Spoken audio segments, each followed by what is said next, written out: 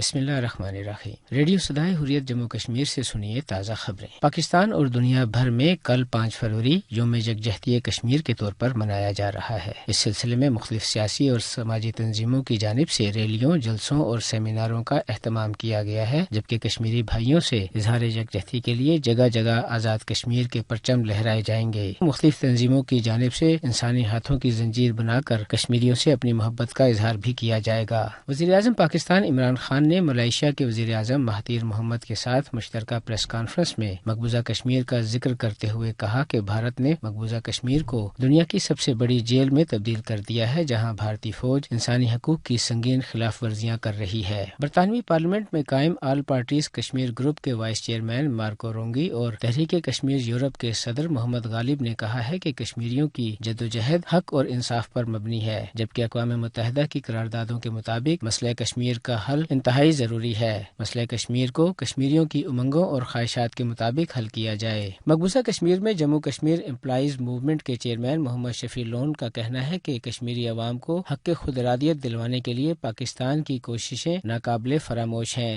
دریاسنا مقبوضہ کشمیر میں بھارتی پولیس نے ضلع پلوامہ کے مختلف علاقوں کریم آباد، کاکپورہ اور اونتی پورہ سے محاصرے اور تلاشی کی کارروائیوں کے دوران 12 سے زائد کشمیری نوجوانوں کو گرفتار کر لیا ہے۔ اس کے ساتھ ہی خبریں ختم ہوئیں۔ پاکستانی عوام کشمیریوں سے یکجہتی کے اظہار کے طور پر ملک کے طول و عرض میں ہر سال 5 فروری کو یہ دن مناتے ہیں۔ اس کا ایک اہم مقصد عالمی ضمیر کو بیدار کرنا، دوسرا بھارت کے دعوے کو جس میں وہ مقبوضہ ریاست جموں کشمیر کو اٹوٹ انگ سمجھتا ہے غلط ثابت کرنا ہوتا ہے۔ پاکستانیوں اور کشمیریوں کے لازوال رشتوں کے حوالے سے سنتے ہیں جموں کشمیر نیشنل فرنٹ کے وائس چیئرمین اور آزاد کشمیر شاخ کے حریت رہنما الطاف حسین وانی کی گفتگو۔ پاکستانی قوم مقبوضہ کشمیر کے عوام کے ساتھ یوم یکجہتی ہفتہ منا رہی ہے۔ یہ ایک احسن اقدام ہے۔ اس سے نہ صرف مقبوضہ کشمیر کے عوام کو یہ پیغام جاتا ہے کہ وہ اپنی جدوجہد میں اکیلے نہیں ہیں، بلکہ پاکستان کے 20 کروڑ عوام ان کے ساتھ ہیں، اور ساتھ ساتھ یہ انٹرنیشنل کمیونٹی کو بھی ایک میسج جاتی ہے کہ پاکستان کشمیریوں کو تنہا نہیں چھوڑ سکتا ہے